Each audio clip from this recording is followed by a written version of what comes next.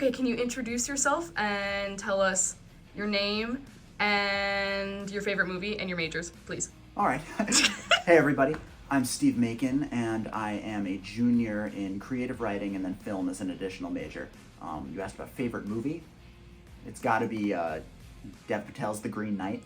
Ooh. Every time I watch it, I have some different conception of the ending, and that's never happened really before to me. Can you tell me a little bit about your experience in the humanities at CMU? You know, I think a lot of the times at CMU, the humanities have a reputation of being on the back burner, but it's not really true. It's just there's fewer people in them and a smaller staff. But, I mean, the staff in question is so unbelievably personable. It's an excellent setup if you're self-motivated enough to get yourself off the ground.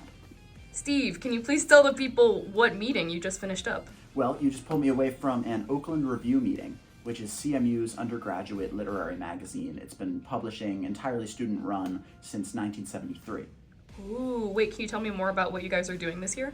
This year, we're doing our first themed issue in a very long time, and in large part because we're back on Submittable now. And we've introduced two new monetary prizes. One is the Poetry Prize, which is done in tandem with the International Poetry Forum and CMU Press, so it's an endowed situation. And then the second, is going to be a brand new Playwriting Prize, which will be awarded to one single submitter for a 20-minute play, judged by CMU drama faculty. Wow. And wait, can you tell me what the theme is this year? The theme this year is Gibbous, and it's all about how you handle the half-life. So a lot of people are really concerned or excited about having a career in the humanities. What are your plans after college, and what's your attitude about all that? So in terms of attitude, I would say there are plenty of ways to make money anywhere as long as you're clever. For instance, I mean, I know a lot of people who are in the humanities here, but really they're pre-law and they're going to go to law school afterwards and they'll get into great places just as English majors.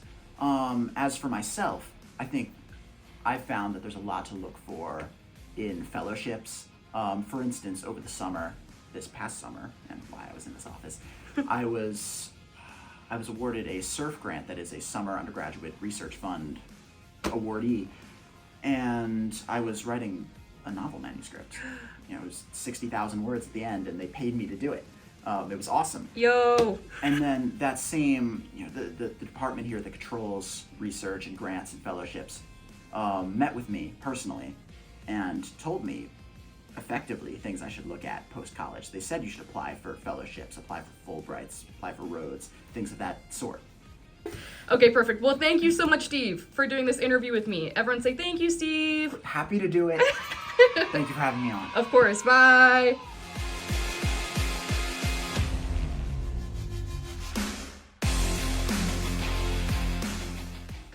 Hello, can you introduce yourself and tell me a little bit about where we are right now?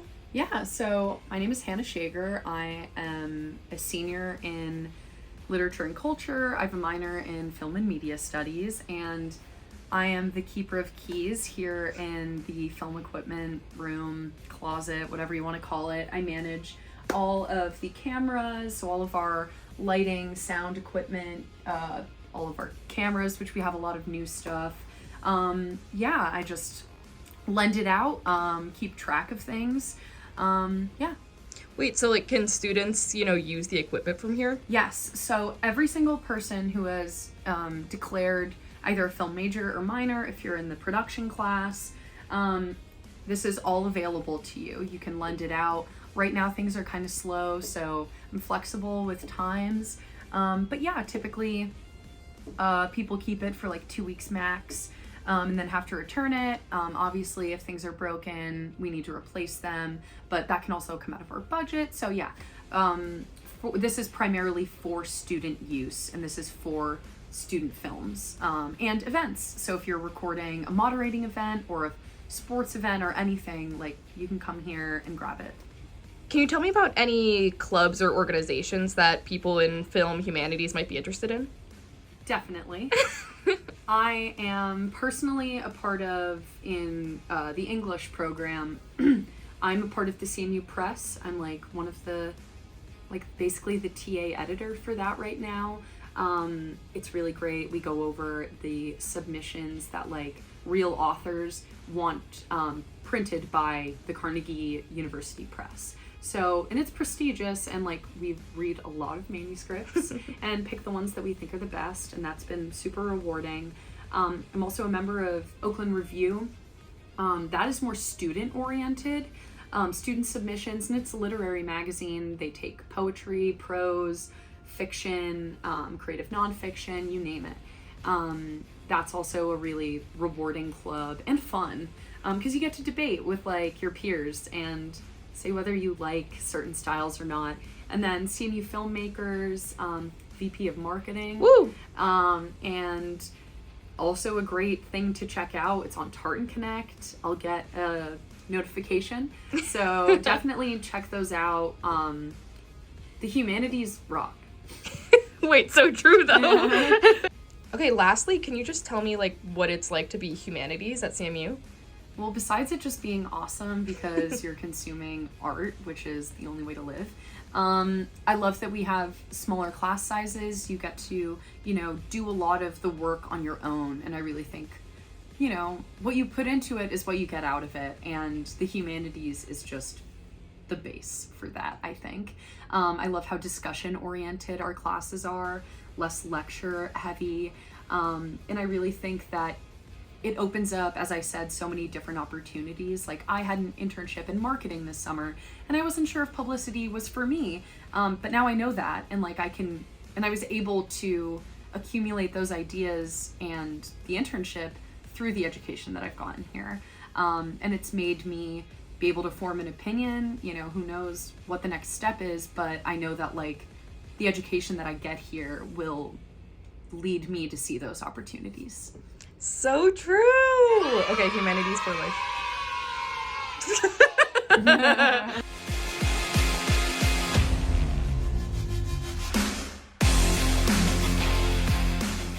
Hey, can you introduce yourself? Tell me a little bit about what you study. Yes, so my name is Gianna Amaro, and I'm a senior here at Carnegie Mellon, and I'm actually studying English, Literature, Culture as my primary major. And then additionally, I'm pursuing another degree in Ethics, History, and Public Policy. And I also have two minors, one in Sociology and the other in Gender Studies. Whoa, that is a lot. It sounds like it's a lot, kind doesn't of it? a lot. How do you juggle like all of that and like, still have time to do the other things that you enjoy?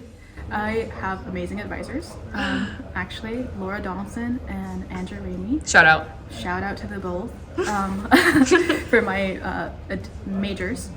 And they honestly help guide me a lot. They are very much somebody who knows how to double stack the system.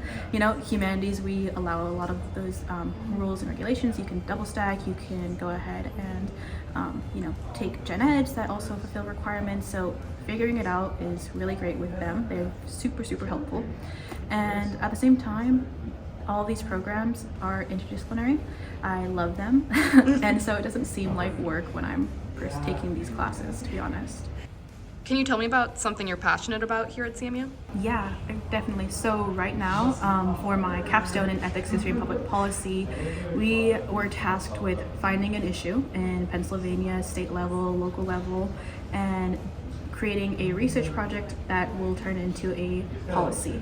So I think it's really great because one, we love the history philosophy department creating ethics, history, public policy as a major. It's so interdisciplinary. You get to so many different topics. And so within this project I'm working on, we get to, we've so far picked investigating, corruption in youth facilities and detention facilities in the Pittsburgh area. So we found our case study. We've been able to do research with professors, with our advisor, with other people throughout Pittsburgh local government, and it's something that's really helped me branch my networking ability and working with my peers as well, being able to bounce feedback off of them. It's truly been an amazing experience, and I feel like our group is going to make a change that goes into the route of policy in local government in Pittsburgh. Dude, that is so amazing and such a cool actual change.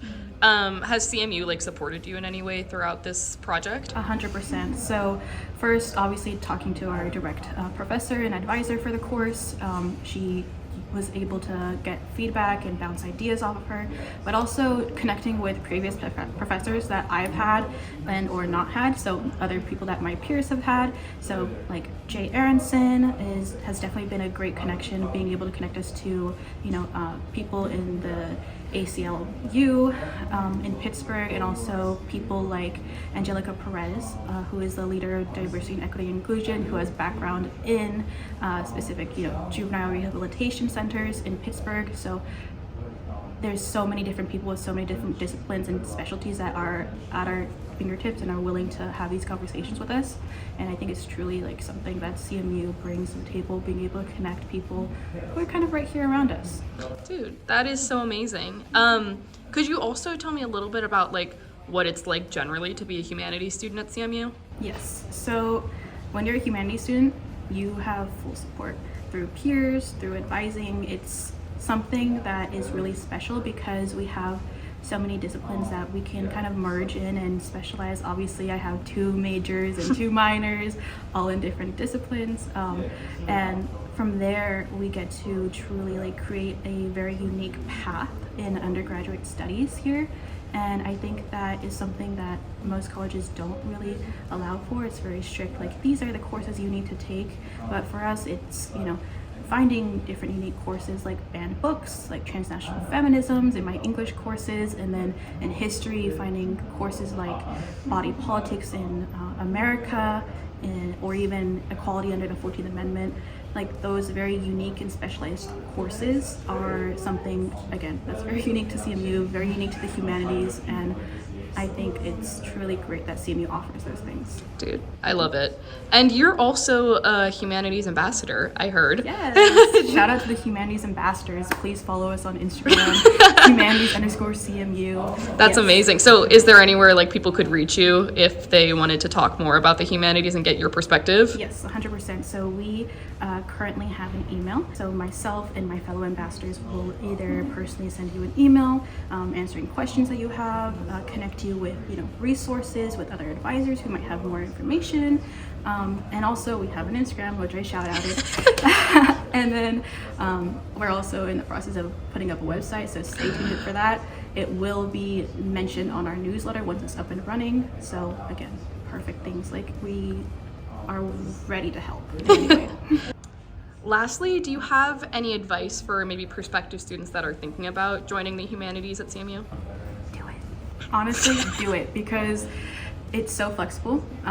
Also, if you're not feeling 100% sure that this is what you want to do, or you don't think it's something that, maybe I'm going to take a couple classes and figure it out, talk to us. We'll have recommendations for intro courses. We will help guide you to the people that you're interested in taking courses with, that have the same majors you're kind of interested in taking. Find us on our email, find us on our newsletter. We also have office hours, so on our Instagram we'll have more specific times. I'm here Monday, Wednesday, 2 to 4. Come ask questions. Again, super welcoming, super open. Let us know.